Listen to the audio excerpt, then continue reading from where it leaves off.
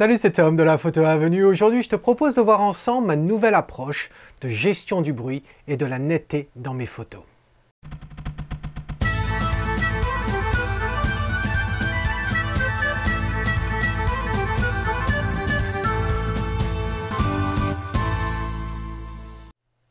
C'est pas un secret que j'utilise les solutions d'Adobe Creative Cloud et plus précisément Lightroom et Photoshop pour mes photos.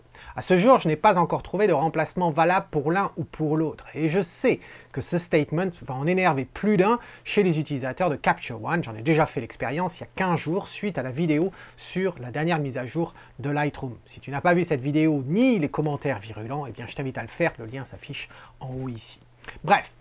Je suis rentré chez Adobe en même temps que Lightroom 1 et après 13 ans, il est toujours au cœur de mes développements. Et non, je ne suis plus chez Adobe depuis 2016. Et je n'ai aucune obligation ou relation professionnelle avec la marque. Je précise ça tout simplement pour indiquer en fin de compte qu'en ce qui concerne l'utilisation du produit, eh bien j'ai été à bonne école.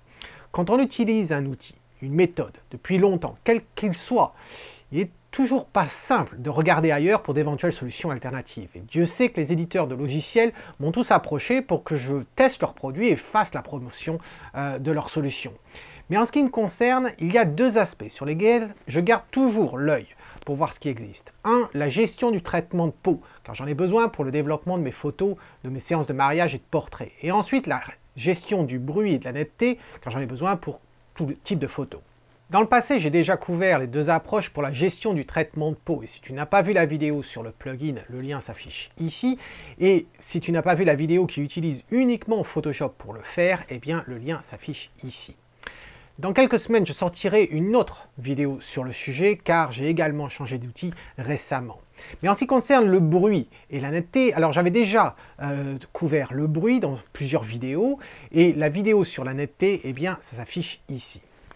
Depuis quelques semaines, j'ai investi dans une suite de solutions pour gérer le bruit et la netteté. Et j'avoue que je suis bluffé à la fois par le résultat, mais surtout la simplicité d'utilisation. Et c'est ce qu'on va regarder aujourd'hui ensemble. Si tu trouves ces solutions intéressantes, tu trouveras dans l'article qui accompagne cette vidéo un lien et un coupon qui, utilisés ensemble, te permettront d'économiser jusqu'à 15% si tu décides d'investir dans ces solutions. Allez, c'est parti. On va regarder, ça se passe dans Lightroom pour démarrer. Alors les photos que tu vois là, eh bien, ce sont dans la majorité des cas des photos qui m'ont été envoyées par les membres de la Photo Avenue. Je leur avais passé le mot comme quoi j'avais l'intention de faire une vidéo justement sur la gestion du bruit et la netteté et je leur avais demandé de m'envoyer, s'ils en avaient, des photos qui illustraient beaucoup de bruit ou qui illustraient un certain flou, soit un flou de bouger, soit un flou de mise au point ou autre. Et donc du coup, certains m'ont envoyé leurs photos. Et donc on va regarder tout ça. On va commencer par une photo, celle vraiment qui m'a bluffé il y a quelques semaines de ça. C'est celle de Alain. Voilà la photo. Dans tous les cas, ce qu'on va faire, c'est que je vais te montrer la photo qui m'a été envoyée et comment je la traiterai en fin de compte dans Lightroom. C'est la version verte en fin de compte de chacune des images. Je n'ai pas voulu perdre du temps à te montrer comment je faisais chacune des modifications. Mais voici la photo de Alain. Et cette photo-là, bon, elle est sacrément zoomée. Hein. Si je la mets en 1.1, voici ce que ça donne. Elle fait 2560 pixels de large. Mais quand on zoome dessus, on peut s'apercevoir à quel point on n'a pas une grosse netteté. C'est très souvent qu'on a des choses comme ça qui arrivent quand, par exemple, on fait la photo animalière, qu'on n'a pas forcément le meilleur appareil photo ou le meilleur objectif, ou la meilleure lumière. C'est vrai qu'on peut avoir tendance à avoir un résultat qui manque de piqué. Là, c'est plusieurs concours de circonstances qui fait que cette photo, elle n'est pas nette. Et c'est vrai que personnellement, quand je vois une photo comme ça, eh bien, généralement, à la poubelle, il n'y a pas grand-chose qu'on puisse faire. D'ailleurs, dans Lightroom, qu'est-ce que j'ai pu faire? Eh bien, j'ai pu obtenir ça. C'est vrai que quand on compare la version avant Lightroom et la version après Lightroom, eh bien, il y a une nette amélioration, mais c'est pas encore tout ça. Quand on regarde l'œil ici, eh bien, ça manque quand même un petit peu de vigueur. Voilà. Donc, regardons ce que l'on peut faire avec l'outil. Alors, j'ai pas forcément voulu entretenir un certain suspense, mais les solutions que je vais te montrer aujourd'hui, ce sont les solutions de chez Topaz. Et là, l'outil qu'on va utiliser en premier, ou le seul d'ailleurs qu'on va utiliser ici, c'est l'outil pour gérer la netteté. Et on va cliquer là et on va faire éditer et éditer avec Sharpen AI. Sharpen en anglais, c'est aiguiser, donc c'est tout ce qui a à voir avec la netteté. AI, c'est l'intelligence artificielle. Beaucoup d'éditeurs font appel à cette notion pour illustrer ou vraiment souligner le fait que leur solution est très intelligente, etc. Et comme on va le voir, eh bien, je ne veux pas être trop ironique par rapport à Topaz, parce que vraiment leur solution est intelligente et le résultat est assez incroyable, comme on va le voir maintenant. Donc, quand je clique dessus, il nous demande qu'est-ce que je veux faire. Eh bien que je n'ai pas fait la moindre action sur ce fichier, j'ai choisi le fichier d'origine, je vais cliquer sur cette option-là, éditer avec la copie de Lightroom.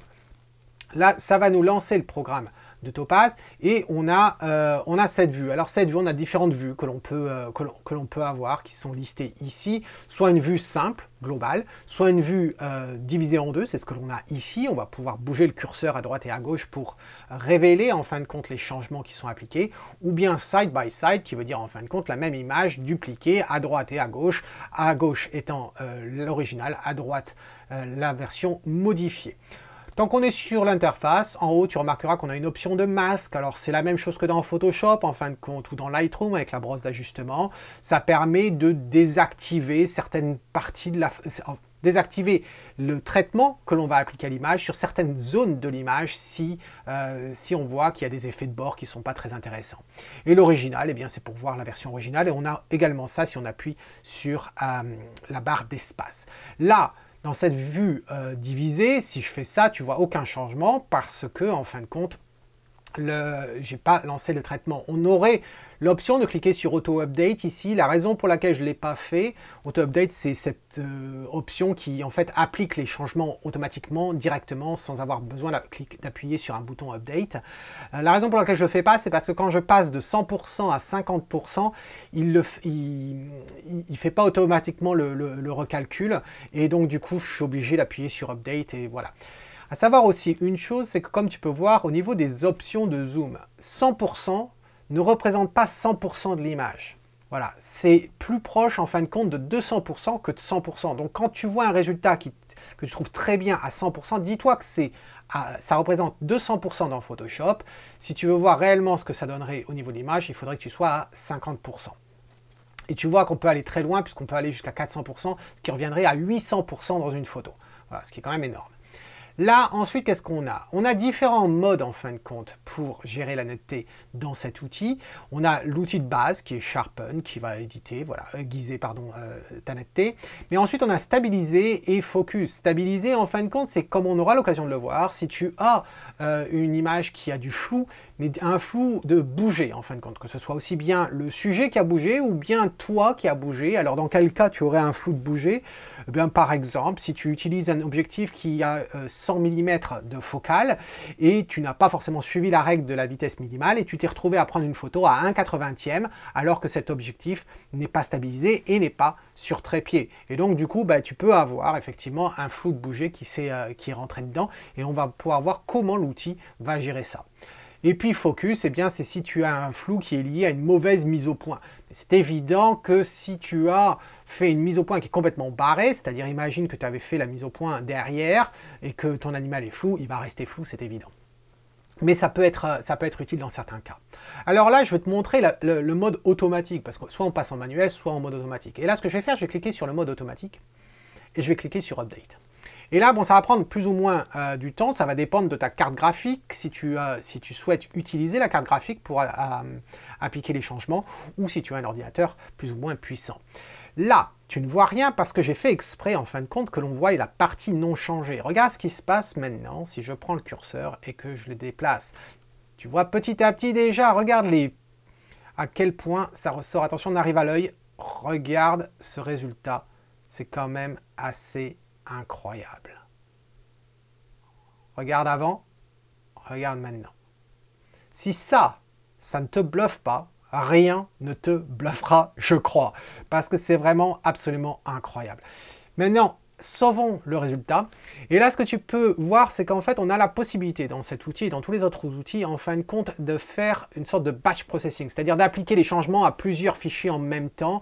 On ne rentrera pas dans ça aujourd'hui, mais ça peut être utile. Voilà le résultat, je vais mettre une couleur rouge pour qu'on puisse le comparer. Et là, ce que je te propose, c'est de voir justement. Comparons. Le vert, c'est Lightroom, c'est-à-dire à droite. À gauche, c'est Topaz. Voilà la différence. Alors, j'espère que tu vois la différence. Là, parce que la photo est relativement petite, je vais aller même jusqu'à 3 pour 1, alors que tu sais très bien que ce n'est pas l'idéal pour comparer les photos. Mais ce que je veux que tu regardes, c'est à quel point le détail qu'on a ici. C'est assez exceptionnel en fin de compte. Regarde ce que l'on a dans Lightroom. On n'a vraiment pas cette information. C'est à se demander comment Topaz a fait pour récupérer toutes ces informations-là. Même ici, regarde sous le bec, ici, à quel point on a les détails dans les plumes. C'est vraiment... moi, ça me bluffe. Ça me bluffe. Regarde au niveau des pixels, même ici, on a de la pixelisation qui arrive au niveau du trou ici. Regarde à quel point c'est propre. C'est vraiment exceptionnel, je trouve. Ensuite, regardons une autre image. Alors, on va rester sur la netteté. Je te propose de voir cette image de Stéphane. Voilà, on va aller ici. Et c'était un flou de bouger. Au départ, quand on regarde la photo, telle quelle, comme ça, on se dirait, bon, de quoi il parle, quoi. Il n'y a pas grand-chose. C'est vrai que quand on commence à zoomer, par exemple, bon, là, à 3 pour 1, alors je fais exprès d'être à 3 pour 1 parce que je sais qu'il y a la compression sur YouTube, etc., et que c'est pas forcément facile de voir les choses. Idéalement, c'est vrai qu'on voudrait être à 1 sur 1, mais en plus j'ai un grand écran, une haute résolution, donc c'est pas forcément facile de montrer la différence. Donc, mais si on passe sur par exemple 2 sur 1, voilà, ne serait-ce que ça, on s'aperçoit effectivement que c'est pas la plus grosse netteté. Voilà, c'est clair, mais bon, c'est quand même du travail très propre. Mais l'idée c'est de savoir est-ce qu'on peut avoir un résultat mieux que ça.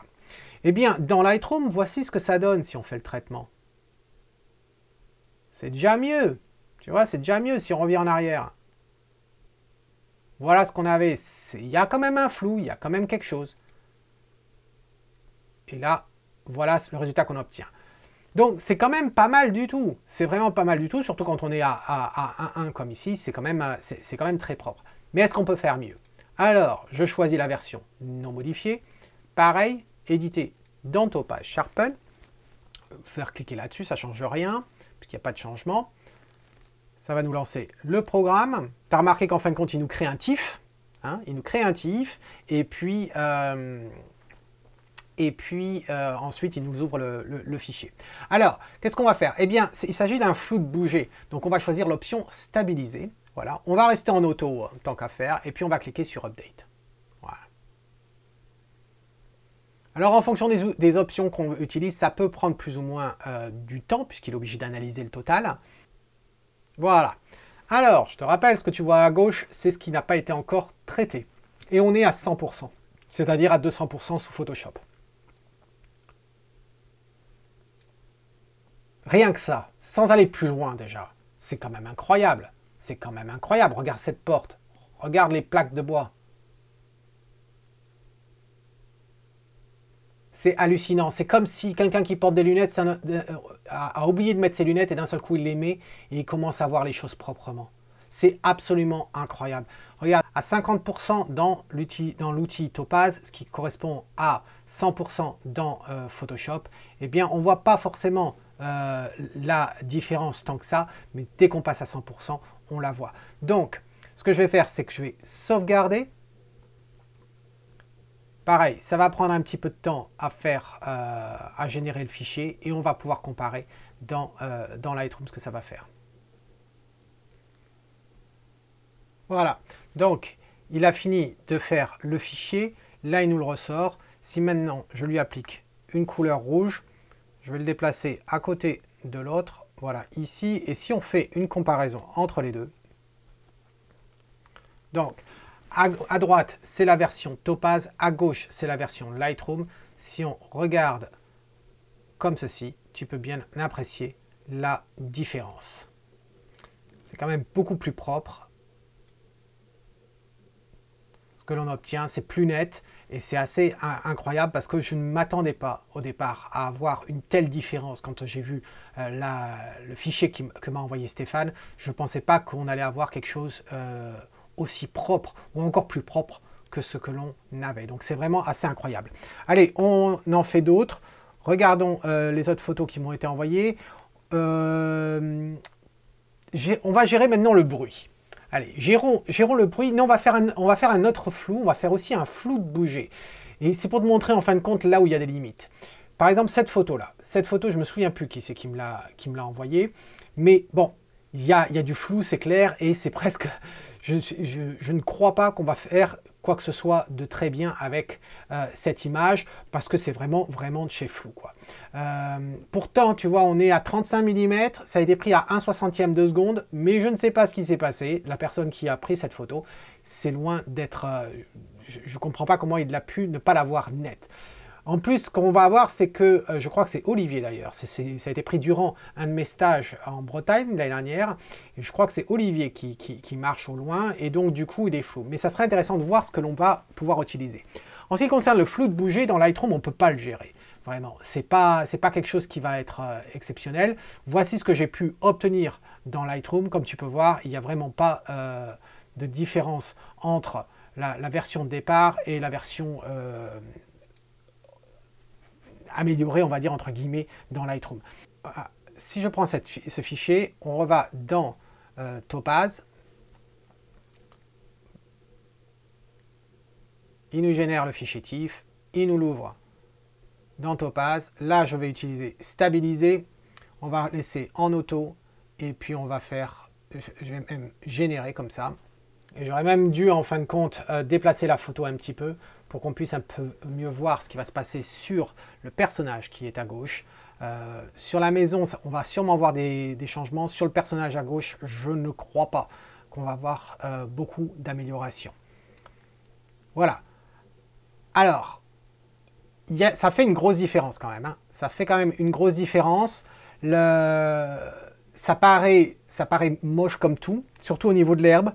Ça nous double, ça nous crée une texture, mais c'est normal parce que quand tu vois ce que l'on avait au départ, et puis comme tu peux voir, c'est quand même pas mal du tout en fin de compte, la partie sur lui ici. Alors ce que je vais faire, c'est que je vais passer à 50% pour qu'on apprécie un peu mieux, et je vais cliquer sur Update, voilà. Alors si tu te demandes pourquoi je passe avec le mode auto plutôt que le mode manuel, c'est parce que je t'avouerai que jusqu'à présent, à part pour la gestion du bruit, j'ai toujours trouvé que le mode auto, en fin de compte, faisait un très bon travail. Et que le mode manuel, en fin de compte, même des fois, pour essayer de voir, puisque dans le mode manuel, comme je vais te montrer dans un instant, tu as la possibilité de changer les valeurs. Et en fait, il y a deux valeurs, soit la valeur de netteté, soit la valeur de bruit. Et j'ai trouvé que même dans des photos où je n'avais pas de bruit et à vouloir, en fin de compte, retirer cette gestion de bruit dans le but d'avoir un meilleur résultat, plus propre, moins de flou, eh bien, en fin de compte, j'avais un résultat moins bien que ce que me proposait le mode auto. Voilà. Donc, comme ça fonctionne bien, c'est vrai que j'ai tendance à l'utiliser dans la plupart du temps et que je me dis si un jour j'ai des doutes sur un des résultats, à ce moment-là, je passerai en manuel. C'est comme tout. Voilà. Là, il a fini de faire la génération. Voilà ce que l'on obtient. Comme tu peux voir, eh bien, c'est quand même pas mal du tout en fin de compte. Hein. C'est pas mal du tout le résultat qu'on a sur lui. Alors, ça, c'est embêtant. C'est le fait d'avoir bougé. Tu vois, j'ai bougé un petit peu la photo. Ben, du coup, ça nous fait perdre le truc. Ce que je vais faire, je ne vais pas perdre de temps. Je vais faire sauvegarder. Et ça va nous générer le fichier. On va regarder dans Lightroom ce que l'on va obtenir. Donc, on est dans Lightroom. Ce que je vais faire, c'est que je vais le marquer en tant que rouge.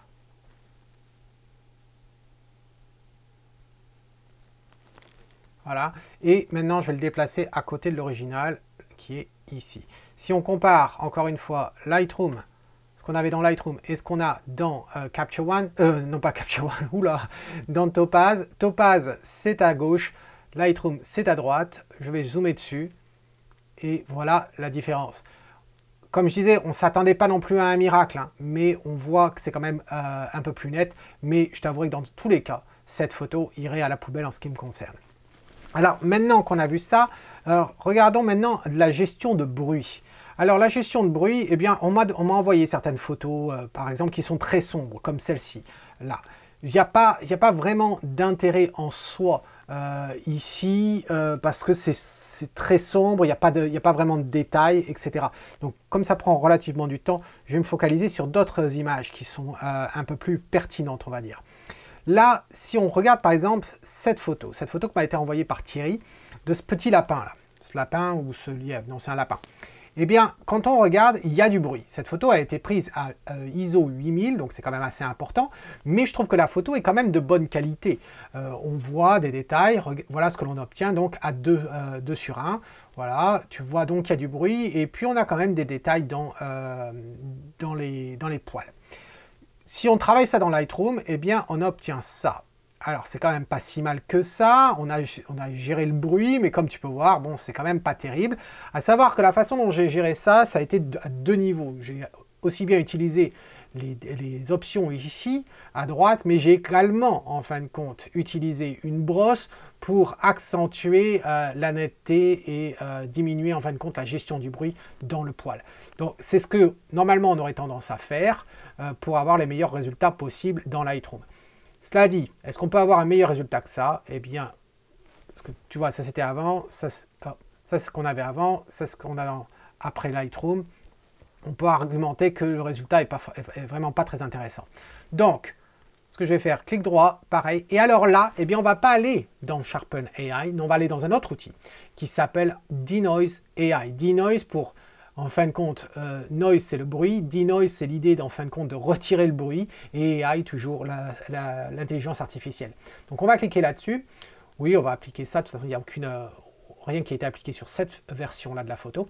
Et voici, donc on est dans l'outil. Alors tu remarqueras que l'interface, c'est quasiment la même. Ce qui change, c'est ce que l'on a sur la droite. Tu remarqueras là, j'ai laissé la case de cocher. Et on a 2 options, Denoise AI ou AI Clear. AI Clear, en fait, c'est ce que l'on avait auparavant dans l'outil Topaz. Pour la gestion du bruit, c'est ce qui existait avant. Ça peut donner des résultats assez intéressants, mais comme tu peux voir là, c'est vraiment pas terrible du tout à cet endroit-là. Donc on va recliquer sur Denoise AI et je vais cliquer ici, en fin de compte, pour appliquer les paramètres automatiques. Là, il est en train d'analyser, il va nous générer le résultat et voici ce que l'on obtient. Ce qui est quand même pas si mal que ça, encore une fois, on est à 200% en fin de compte de la version vue. Voilà ce que tu verrais à 200% dans Photoshop. Ensuite, on a la possibilité de récupérer en fin de compte des détails quand on en perd. Et ce qu'il fait, c'est qu'il va jouer en fin de compte comme s'il nous crée un masque et il nous utilise la version originale et il nous fait en fait jouer sur l'opacité entre la version originale et la version finale. Et c'est comme ça qu'il nous retire il nous remet en fin de compte certains détails. On a l'option ici de Low Light Mode. Low Light Mode, en fin de compte, qui veut dire un mode de basse lumière, ça peut être extrêmement intéressant, justement pour la gestion du bruit dans les parties sombres d'une image, qui serait liée donc à simplement que c'est sombre dans l'image plutôt qu'un bruit général comme tu peux avoir à cet endroit-là. Je reconnais que quand on l'utilise, je trouve que les résultats sont très intéressants. Regarde, je vais l'activer. Et on va voir ce que ça va nous donner comme résultat. Mais j'ai eu de très bons résultats en activant. Regarde cette partie-là, par exemple. Là, à cet endroit-là. Déjà, je trouve que le résultat est très propre ici. Mais si je le désactive, regarde le bruit que l'on a à cet endroit-là. Voilà. Et puis, on a encore le bruit ici. Et je trouve que sans cette option-là, eh on est amené en fait à passer plus dans Photoshop, utiliser Topaz, parce qu'on peut lancer ces outils en fin de compte à partir de Photoshop comme plugin. Et l'avantage que ça va avoir, ça va nous permettre de créer en fin de compte des calques dans Photoshop, avec les traitements sortis, et ensuite on peut justement créer un masque de fusion sur chacun de ces calques-là et appliquer les modifications là où on le souhaite. Mais je dois dire que depuis cet outil-là, depuis qu'on a cette option, c'est quand même assez exceptionnel. Donc là on est à 100%, je trouve que le résultat est quand même très très bien, je vais le laisser. Et ce que tu remarques, c'est que non seulement, alors c'est un outil normalement pour gérer le bruit, mais en même temps il gère la netteté.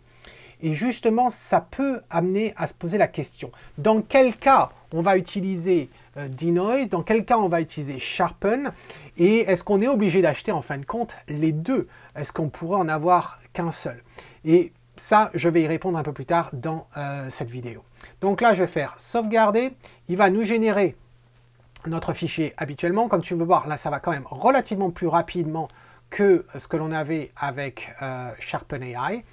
Et on va se retrouver dans Lightroom et on va pouvoir comparer les résultats. Mais comme tu as pu le voir, c'est quand même bluffant rien que comme ça. Donc là, on y est presque. Générer. Voilà. Alors, on est dans Lightroom. Hop. Il nous voici. Moi, je trouve que c'est extrêmement propre comme résultat. Et si je dézoome, c'est vraiment très, très propre. Donc maintenant, pareil, j'applique la couleur rouge, je la déplace à côté, voilà, ici. Et si on compare, justement, comparons, à gauche, c'est la version Topaz, à droite, c'est la version Lightroom. Pour moi, il n'y a pas d'équivoque. La version Topaz est quand même beaucoup plus propre. Certes, on n'a pas réussi à gagner plus de netteté sur le poil, mais regarde, de toute façon, ici, c'est vraiment pas utilisable. Encore une fois, on est à 2 pour 1. Si je passe à 1 pour 1, est-ce qu'on voit la différence? Eh bien, pas forcément en soi. J'avouerai qu'à 1 pour 1, on ne voit pas forcément la différence, quoique, toi tu la vois sûrement pas. Moi, j'arrive à la voir comme ça parce que je suis devant l'écran et non pas en regardant une vidéo. Mais au moment de l'impression, si jamais tu venais à imprimer cette photo, là, tu verrais un sacré changement. Ensuite, qu'est-ce qu'on pourrait aller voir? Ah, une autre photo, vraiment, qui a poussé le vice. C'est celle-ci. Alors, celle-ci, vraiment, ça m'a assez étonné parce que même dans Lightroom, j'ai quasiment plus rien faire. Il y a énormément de bruit, il n'y a aucun doute. C'est 6400. Et c'est là, c'est une bonne illustration aussi. La photo, alors c'est sûrement pas le même appareil, mais d'ailleurs, c'est quoi comme appareil? Puisqu'on a les exifs, regardons les détails justement de cette photo. Allez, ouvre-moi les métadatas. Là, et ça a été pris avec un 700D, voilà, un 700D, alors que la photo de Thierry du Lapin a été prise avec un 5D Mark III, si je me rappelle bien, hein, c'est ce qu'utilise Mark IV, autant pour moi. Donc on voit la différence quand même hein, entre un Mark IV plein format et un 700D de chez Canon. C'est pas le même prix hein, et c'est pas le même appareil, mais on peut voir voilà la différence également entre les différents modèles d'une même marque. Bref, quand on arrive ici et qu'on est dans le module de développement, allez, affiche-moi cette photo. Voici ce que j'ai pu obtenir dans Lightroom. Quand on compare à ce qu'on avait au départ, eh bien, il y avait plus de bruit, mais ce n'est pas un résultat sans sas quand même hein, qu'on a dans Lightroom. Hein. Alors, qu'est-ce qu'on obtient? Eh bien, on va aller là, on va lancer. Alors, cette fois-ci, eh bien oui, je vais utiliser Denoise AI, je vais lancer ça. Et puis, on va voir. Donc, il va nous générer le fichier TIFF. Il faut savoir aussi que je pars d'une version JPEG au départ. Certaines des images ont sûrement été traitées, d'autres n'ont pas été traitées, donc ça, j'ai pas moyen de le savoir. Bref, ce qu'on remarque, c'est que là, déjà, il a essayé de nous faire quelque chose, mais à cet endroit-là, c'est pas propre. À cet endroit-là, c'est pas propre, donc on va activer l'option Light Mode aussi. Ce que tu vas remarquer, à cet endroit-là, on a quand même du bruit de couleur. Et ça, c'est pas terrible du tout à cet endroit-là, mais je te montrerai ça dans une seconde. Bref, si on se concentre sur cette partie haute là, de l'image, on a un résultat qui n'était vraiment pas propre. Là, on va le revoir. Ce qu'on remarquera quand même, c'est qu'au niveau de la netteté, des pierres, etc., ça ressort quand même très bien. Voici ce qu'on avait au départ, il faut s'en rappeler quand même. Au départ, on a ça et on a ça. Seulement, je vais activer l'option basse lumière. Il va me régénérer la preview. Et on va avoir... Et là, c'est quand même très propre. On avait ça au départ et on a ça. Alors, on pourrait certes augmenter la netteté si on en avait envie. Mais ce que je veux te montrer, c'est surtout cette partie-là. Là. Parce que là, on a quand même un petit souci. C'est ce fameux bruit colorimétrique. Tu le vois peut-être pas dans la vidéo, mais il y a des lignes verticales, il y a des bandes verticales de bleu, de vert, de magenta là, qui passent ici. Et on a cette option là de gérer le bruit colorimétrique. Si je le déplace, eh bien on va avoir un effet de bord à un moment donné comme on a dans Lightroom. Par exemple, si je le mets à 100%, c'est ce qui va être le plus flagrant. On a la même chose qui se passe dans Lightroom. Regarde le contour qui se passe ici. Voilà. Ça, c'est typique de la gestion du bruit colorimétrique. Donc, et il nous a certes réglé le problème là, mais du coup on se retrouve avec ça, et là, eh bien c'est pas évident du tout. Et donc on est amené à essayer de voir si avec une autre valeur, tu vois, ça l'a réduit, mais c'est pas encore ça. J'essaie de voir quelle serait la valeur où on n'a pas cet effet de bord, et en fin de compte, ici peut-être, on pourrait considérer qu'il n'y a pas cet effet de bord. Est-ce qu'il nous a fait un beau travail ici. J'arrive encore à voir ce bruit colorimétrique ici avec ces bandes et c'est un petit peu dommage. Comment est-ce que je serais amené à gérer ça? Sûrement dans Photoshop, en faisant deux calques. Un calque qui va gérer en fin de compte le bruit globalement, ensuite un calque qui va gérer ce bruit ici et s'assurer en fin de compte que cette partie-là ne soit pas affectée par ce deuxième calque en fin de compte. Voilà comment gérer les choses.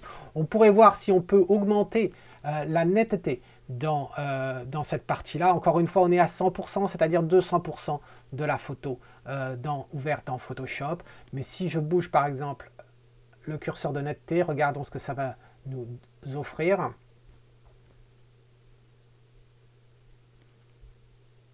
Voilà, je ne suis pas sûr qu'il y ait une grosse différence entre ce que j'ai vu avant et après, mais bon, on va sauvegarder l'image. C'est vrai que comme reproche, on pourrait faire comme reproche à Topaz qu'à chaque fois qu'on bouge un curseur, eh bien, ça nous amène à régénérer la preview, ce qui veut dire du temps avant de voir le résultat.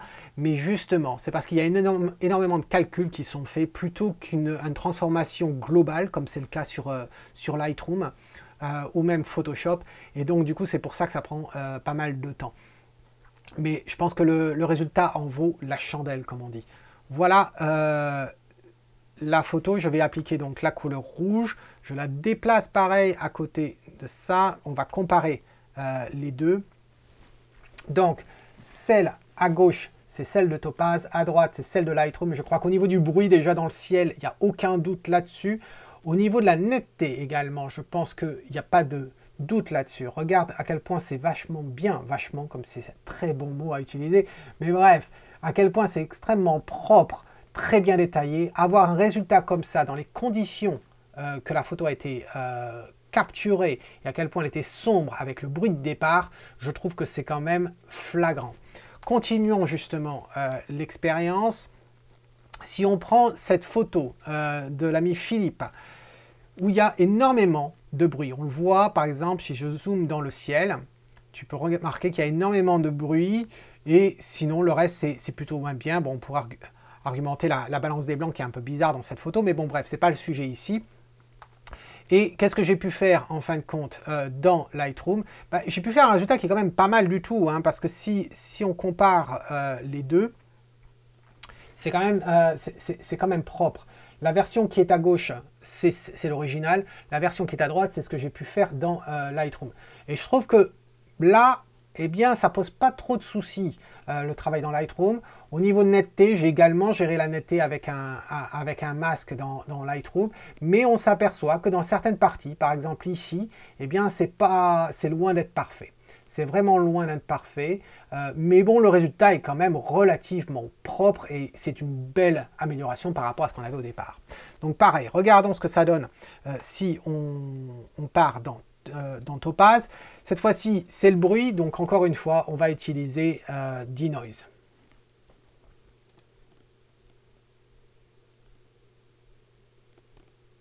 Alors, j'espère que tu ne vois pas cette vidéo comme étant une répétition en fin de compte des choses, mais c'est simplement pour te montrer différents scénarios et qu'est-ce que l'on peut, en fin de compte, à quoi on peut s'attendre. Voilà. Donc là, bon, c'est pas ici que se pose le problème. Le problème, c'était ici, comment il va nous gérer les choses. Alors, c'est quand même pas mal, mais je vais activer Low Light pour voir. Vraiment, je suis très fan de cette option. Hein. Ça très intéressant. Et là, c'est quand même très propre. Regarde là, les tons, comment ils transitionnent. Ce qu'on avait avant quand même, c'est ça. Ce qu'on a maintenant, c'est ça. Au niveau de la netteté dans l'image, c'est quand même très propre. Je vais changer de vue en fin de compte. J'aimerais bien changer de vue. J'ai fait un split view comme ça. J'aime bien voir les choses. Regarde au fond. Tu vois, on a récupéré quand même du détail, pas mal du détail. En plus de la gestion du bruit dans le ciel, c'est quand même flagrant. Hein. Encore une fois, les résultats sont quand même bluffants. Donc, je sauvegarde ce fichier. On va l'avoir dans Lightroom dans quelques secondes. Donc là, je mets en rouge. Je vais déplacer vers la version, de Lightroom. Pareil, à gauche, je vais c'est la version Topaz. À droite, c'est la version de Lightroom. Le temps que ça se mette à jour quand même. J'aimerais bien qu'il se mette à jour ici côté Topaz. Ça, c'est pas encore fait. Voilà. Dans le sol, effectivement, on peut remarquer qu'il y a une différence. La raison pour laquelle j'explique la différence, c'est parce que dans la version de Lightroom, j'ai mis une brosse et j'ai poussé la netteté sur le devant. Donc rien n'empêcherait en fin de compte de pousser davantage la netteté côté Topaz. Mais là, en ce qui concerne le ciel, et là où il y avait le bruit, la version de Topaz est quand même plus propre que ce que nous propose Lightroom. Voilà. Ensuite, une autre photo. Je voulais te montrer une photo de Philippe aussi. La voici. C'est une photo d'oiseau et bon, il m'avait envoyé ça pour le flou. Et en fin de compte, tu t'aperçois que cet oiseau est en mouvement. L'autre, il est flou, on va pas gagner quoi que ce soit. De toute façon, ça c'est un flou hors champ. Mais ça nous va peut-être permettre de regarder justement cette histoire de mise au point. Je ne l'ai pas testé, on va voir ce que ça va donner. Mais là, ce que j'ai pu faire dans Lightroom, c'est pas grand-chose en fin de compte, parce que c'est du flou de bouger, on ne peut pas faire grand-chose. Mais c'est quand même un petit peu mieux. Hein. C'est quand même un petit peu mieux si on regarde l'oiseau ici. Voilà, j'ai gagné un petit peu dans Lightroom. Allez, on lance ça et on va aller dans Sharpen. Voilà, hop, ici. Il nous génère un fichier TIFF et il nous ouvre le programme. Alors, on va descendre là. Et alors, justement, je suis curieux de savoir si je passe en auto, si je passe avec le focus. Je ne sais pas à quoi m'attendre ici. On va voir. Je vais cliquer sur Update. Alors, c'est assez intéressant, je dois dire. Hein. C'est assez intéressant. Voilà ce que l'on obtient par rapport à celui-là. Bon, c'est pas si mal que ça, mais ce que je trouve intéressant, c'est ce qu'il a essayé de faire justement avec celui qui est ici, par rapport à ce qu'on avait avant. C'était complètement flou, il nous fait ça. Est-ce que c'est mieux ou pas? Faudrait voir en grand. Attends, ce que je vais faire, c'est que je vais même bouger le curseur complètement ici, comme ceci, voilà. Ici, bon, on y gagne un petit peu, mais pas tant que ça. Mais bon, ça sera intéressant de voir en grand, mais j'y crois pas trop ici. C'est un petit peu extrême, je pense. Mais si on va sur Stabiliser, et on va faire Update. Ah, alors, c'est intéressant, parce que si je déplace, justement, regarde ce qu'on a gagné. C'est quand même bluffant, hein, cette histoire. Même ici, là, à l'arrière, sur celui où il n'y a pas vraiment un flou de bouger, hein, mais on y gagne sacrément en netteté. On a géré le bruit également. On remarquera qu'on a pas mal de bruit hein, ici dans le gris blanc. Regarde là, on n'en a plus. Il nous a donné un petit peu de texture en fin de compte dans les plumes de l'oiseau. C'est quand même beaucoup plus net. Au niveau de la patte, bon, on voit qu'il y a un mouvement, hein, on voit quand même encore du flou au niveau de la patte, mais c'est quand même un petit peu plus net. C'est un petit peu plus propre que ce que l'on avait au départ. Et encore une fois, on est à 100%. Allez, je sauvegarde cette image-là et on va voir ce que ça donne dans Lightroom quand on regarde à quelque chose qui est un petit peu plus proche de l'angle que l'on, du moins du zoom que l'on utiliserait pour apprécier l'image. Voilà, donc j'applique la couleur rouge. Comme d'habitude, hein, l'outil Sharpen prend beaucoup plus de temps que l'autre. Là, et je le déplace ici. Alors, si on compare avec Lightroom, donc à gauche, c'est celle de Topaz, à droite, c'est celle de Lightroom.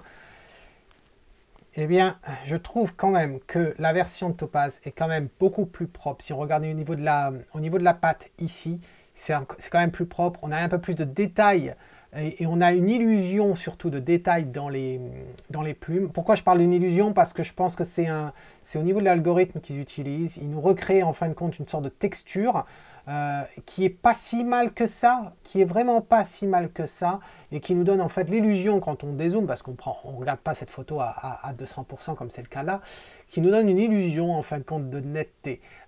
Et je trouve que c'est quand même pas mal. Si on regarde le bois, eh bien la gestion de netteté est quand même beaucoup plus prononcée en fin de compte, beaucoup plus nette, même si je trouve qu'il y a une certaine texture en fin de compte dans le bois ici, et je ne suis pas sûr que la texture existe au départ.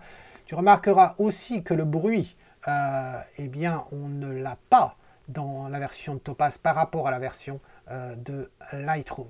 Donc on est dans les oiseaux. Je vais te montrer une photo que j'ai prise l'année dernière quand je testais en fin de compte le nouveau objectif que j'ai. Enfin, maintenant ça fait un an que je l'ai, mais le 150-600 de chez Tamron, et j'avais pris cette photo-là. C'est une des meilleures photos que j'ai prises d'oiseaux. Et en fait, je voulais te montrer à quel point c'était assez intéressant. Parce que dans Lightroom, en fin de compte, ce que j'ai pu sortir de cette image, j'ai réussi à sortir ça. Voilà, une fois recadré. Et là, tu vois, donc j'ai même pas géré de bruit ici, parce qu'il n'y en a pas tant que ça, mais on pourrait argumenter que je peux gérer un petit peu le bruit, voilà. Alors pas trop non plus, j'ai pas envie de rendre les choses floues, voilà. Et le résultat, je trouve que c'est quand même assez bluffant. Si maintenant, je fais une copie virtuelle de ça, voilà, je vais la mettre en rouge d'ailleurs, et puis je vais retirer la gestion du bruit, voilà, je repasse tout à 0, voilà. Donc par défaut, hein, pas à 0, mais par défaut ici qui a 40, voilà la version de base. Maintenant, je vais lancer ça dans, alors dans ce cas-là ici, je vais utiliser Denoise. Je vais utiliser Denoise. Pourquoi j'ai choisi Denoise? Parce qu'il y a du bruit et ça devrait gérer correctement en fin de compte la netteté. J'ai pas de bruit, j'ai pas de flou de bouger ou quoi que ce soit. Et je pense que ça va nous donner un résultat assez intéressant. Je suis en auto-detect. Comme d'habitude, j'aime bien le low light. Bon, c'est trop tard. Tu vois, c'est pour ça que je te disais que le auto-update, là, la case, ça peut être pratique, mais à chaque fois que tu veux activer quelque chose, ça le relance. Bon, bref. Là, ça va relativement vite. J'espère que tu vois la différence. C'est quand même flagrant. Avant, maintenant. Avant, maintenant. Donc on gagne quand même pas mal de netteté. On gère surtout le bruit. C'est vraiment très très intéressant. Et là, je vais sauvegarder. Voilà.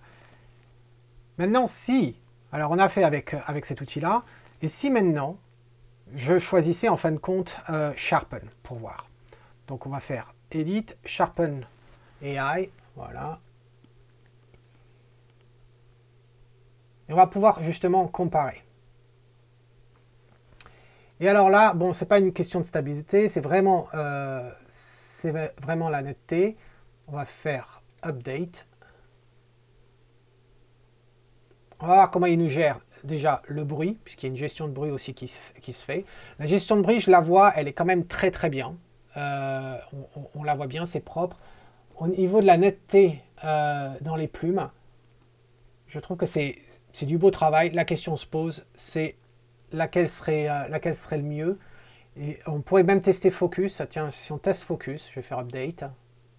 Voir s'il y a une différence, même si là, j'avais pas eu un problème de mise au point, mais on va voir ce que ça va, si ça peut améliorer les choses. Alors, ça a l'air d'être poussé quand même davantage. Ça a l'air d'être poussé davantage, quand même. Hein.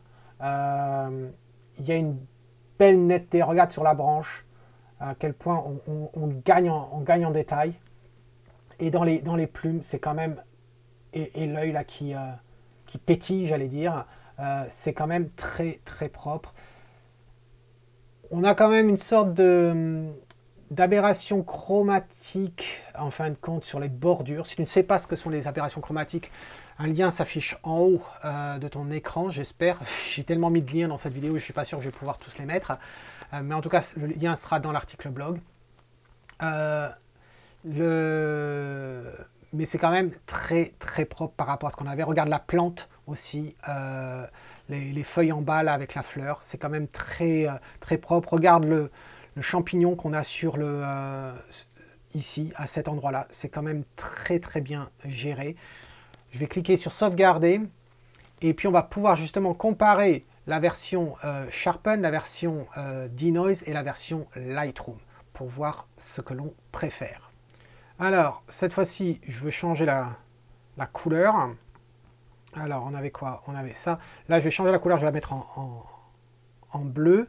Et on va... je vais retirer d'ailleurs celui-ci, on n'en a plus l'utilité. Voilà, remove. Et on a toutes celles-là. Donc, on a Sharpen qui est là et on a Denoise qui est ici. Si je compare,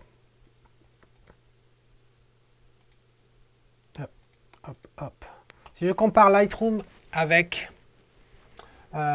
Topaz, Lightroom est à gauche, Topaz est à droite. Si je zoome dessus, voilà. Là, c'est clair que c'est beaucoup mieux à droite que c'est à gauche. Au niveau des plumes, le détail, c'est absolument incroyable. Il faut se dire encore une fois que c'est une photo qui a été recadrée. Tu peux regarder la vignette en bas. Hein, la version originale de la photo, elle était beaucoup plus grande que ça. Donc c'est quand même assez impressionnant. Maintenant, si je compare la version Sharpen qui est à gauche et la version Denoise qui est à gauche et Sharpen avec la mise au point qui est à droite, est-ce que je vois réellement une différence entre les deux? Pour l'instant, je ne la vois pas. J'avoue que je ne la vois pas. C'est légèrement ici, il y a quand même un petit peu plus de netteté quand même dans la version de Denoise que dans la version de Sharpen. Si je me décale, là sur la branche, j'ai plus de netteté dans la version Sharpen que dans la version de Denoise.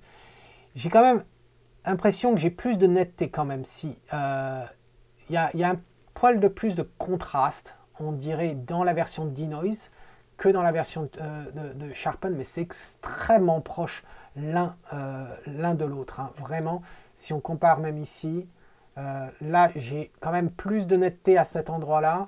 Au niveau de la gestion ici, on avait une sorte d'aberration chromatique. Elle est plus présente dans Sharpen que dans Denoise. Donc à choisir entre les deux, la version que je préfère, ça va être quand même celle de Denoise. Voilà, je vais préférer la version de Denoise. Et alors ça nous amène justement, alors est-ce que je les ai toutes faites les photos? Ah oui, si, une dernière parce que je me suis dit, tiens, si on se pose la question, et pour les portraits, qu'est-ce que ça vaut? Alors non, pour le bruit, tiens, on en a une autre. Pour le bruit, en voici une de Stéphane qui nous a envoyé ça pour le bruit. Comme on peut voir, hein, il y a beaucoup de bruit, il y a certes du flou de bouger, mais on n'y pourra rien, hein, on n'y pourra rien au niveau du flou de bouger. Qu'est-ce que ça donne dans Lightroom? Eh bien, ça donne ceci. Pas vraiment beaucoup mieux, hein, pas vraiment beaucoup mieux, pour parler très bien français. C'est mieux, mais c'est pas extraordinaire. Et du coup, est-ce qu'on peut obtenir quelque chose de mieux? Eh bien, on va aller dans Denoise. On va choisir ça, très bien. Inocréatif, hop, on va ici, on va déjà en low light. Et puis en auto, hop. Et on va voir ce que ça nous donne. Ouais, c'est flagrant. C'est flagrant. On a l'impression de nettoyer en fin de compte la photo quand je bouge le curseur. C'est vraiment, vraiment flagrant. Tout ça, je sauvegarde, on va dans Lightroom. Je t'avouerai que AI Clear, c'est vrai que je n'ai pas encore trouvé de situation où j'avais un meilleur résultat avec AI Clear qu'avec Denoise AI. Je trouve que Denoise AI et ce low light mode, c'est quand même la balle. Hein. C'est quand même de la balle. Donc là, hop, j'ai mis en rouge, je le décale, on va le mettre à côté. Pareil, comme d'hab, je compare, mais là c'est évident. On a vu, voilà ici, Lightroom qui est à droite et Topaz qui est à gauche. C'est clairement mieux. Voilà. Ensuite, je me suis dit, tiens, et si on se posait la question, est-ce qu'au niveau portrait, qu'est-ce que ça donnerait? Est-ce qu'on pourrait utiliser ça pour le portrait? Alors, il s'avérait que l'année dernière, j'ai eu un mariage qui s'est fait dans des situations vraiment pas terribles, et surtout la partie cérémonie, parce que, en fin de compte, l'éclairage était vraiment pourri. C'est le cas de le dire, c'est le pire que l'on puisse avoir, puisque c'est des petites loupiottes halogènes qui sont dans le ciel, dans le plafond, et en fin de compte on se retrouve à avoir des zones qui sont très lumineuses, d'autres qui ne le sont pas. À gérer, c'est vraiment le pire des situations qu'on peut avoir. Donc voici la photo qui est là, et je me suis dit tiens, qu'est-ce que ça donnerait si on était dans Topaz? Alors, à savoir, c'est que dans cette version là, eh bien j'ai retiré en fin de compte la netteté, retiré le bruit, la gestion pardon, du bruit de la netteté, et on va lancer ça dans Denoise. Voilà, hop. Ça va être très rapide puisque les paramètres, c'est exactement les mêmes paramètres qu'on a utilisés juste avant. Voilà.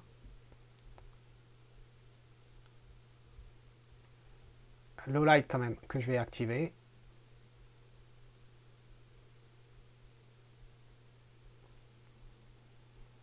Ça, et je vais sauvegarder.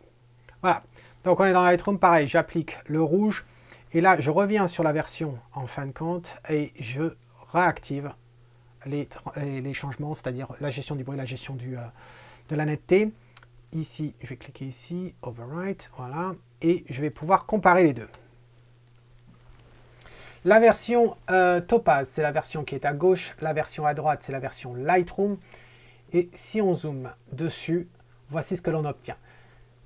Grosse différence quand même, hein. Grosse différence au niveau de la gestion du bruit, au niveau du visage, c'est quand même plus propre, ce qui veut dire qu'une photo imprimée, bien que ce ne soit pas forcément une scène que j'imprimerai, mais on voit que c'est quand même beaucoup plus propre. Si tu regardes au niveau des cheveux, les détails que l'on obtient ici, c'est quand même très propre par rapport à ce que l'on a ici. Là, ça se mélange, etc. Là, on voit bien le détail dans les cheveux. Au niveau de la robe, on a pu gérer le bruit tout en gardant justement les détails. C'est quand même très propre tout ça. Si je repasse à 1 pour 1, globalement, regarde le mur également ici, à quel point c'est propre, c'est bien lisse, alors que là, on avait du bruit. Mais vraiment, c'est sur le visage du marié, sur le visage de la personne qui célèbre aussi la cérémonie. Tu aperçois qu'on a on a plus de détails, c'est quand même beaucoup plus propre. Voilà. Donc, si tu te posais la question comment ça gère pour les portraits, il n'y a absolument aucun souci. Et ça, c'est vraiment, je dirais, la situation la pire que je puisse rencontrer dans un mariage au niveau de la lumière. Et ça nous fait un résultat quand même très propre. Alors, si tu te poses la question en fin de compte, quelle est la solution à utiliser? Comme tu as pu voir, on a Denoise AI, on a Sharpen AI. Dans quel cas utiliser l'un plutôt que l'autre? A-t-on besoin des deux logiciels? Peut-être pas. Comme tu as pu voir, je préfère Denoise AI. Je trouve que le résultat dans Denoise AI est quand même très bien parce que non seulement eh bien, il gère le bruit, mais il gère la netteté également et que le résultat est plus propre, je trouve, que dans Sharpen AI. Seulement, dans certains scénarios, Sharpen AI va t'offrir un meilleur résultat. Par exemple, en ce qui concerne la mise au point, si tu as et là, j'avais pas de comment ça s'appelle, de photo pour illustrer ça, mais si tu as fait une photo, un portrait par exemple, qui serait avec une profondeur de champ extrêmement limitée, par exemple tu as voulu faire une photo à 50 mm, à 1.8 ou à 1.2 et tu étais très près de ton sujet, et tu te retrouves à avoir en fin de compte un des yeux qui est un petit peu trop flou, voire les deux même un petit peu trop flou, ça peut arriver souvent, on en a vu dans les revues photos ou dans les concours, ce qu'on m'a envoyé. À ce moment-là, cette option de focus pour la mise au point, là, ça va être un plus. Ensuite, comme on a eu l'occasion de le voir, si tu as du flou de bouger dans ta photo, eh bien Sharpen va être mieux parce que justement, il va avoir cette option de stabilisation de l'image. Je trouve que les résultats sont quand même très intéressants. Pour tout le reste, Denoise AI, c'est mon outil de préférence. Non seulement il est plus rapide, mais il te gère le bruit et la netteté. Voilà ce que j'aurais à dire. Normalement, si tu as effectivement un workflow, une procédure de travail, si tu as besoin d'appliquer, de corriger en fin de compte l'exposition. Par exemple, ton image est un peu trop sombre, soit volontairement, soit involontairement. Alors qu'est-ce que ça pourrait être trop sombre volontairement? Eh bien, j'entends par exemple une photo où tu n'as pas de filtre et tu étais à l'extérieur, tu as voulu garder en fin de compte l'information dans le ciel, dans les nuages. Eh bien, à ce moment-là, tu as sous-exposé ton image. Donc là, qu'est-ce que tu fais? Eh bien, tu règles ton exposition, tu recadres ton image et ensuite, tu travailles en fin de compte la netteté et le bruit en utilisant la solution de Topaz. Et ensuite, tu reviens dans Lightroom ou dans Photoshop. Hein. Là, on a fait à partir de Lightroom parce que ça permettait de sauter une étape. C'est vrai que toutes mes images, que ce soit le portrait, que ce soit le paysage, je commence toujours dans Lightroom. Ensuite, je vais dans Photoshop pour faire tout ce qui est nettoyage. Par nettoyage, j'entends retirer de débris, etc., les tâches qui ne m'intéressent pas. Et ensuite, je reviens dans Lightroom et je termine en fin de compte le développement dans Lightroom. Si tu suis ce raisonnement-là, eh bien, tu peux effectivement, tu es dans Lightroom, tu règles ton exposition, tu fais ton cadrage, tu peux aller dans Photoshop, faire le nettoyage que tu as besoin de faire. Mais avant ça, je t'invite quand même à lancer la netteté et la gestion de bruit depuis Photoshop. Tu peux lancer le plugin. Et là, c'est vrai qu'on parle de Lightroom et de Photoshop, mais si tu utilises d'autres logiciels, que ce soit Capture One ou On One ou quels que soient les outils que tu utilises, eh bien, ils vont tous normalement fonctionner avec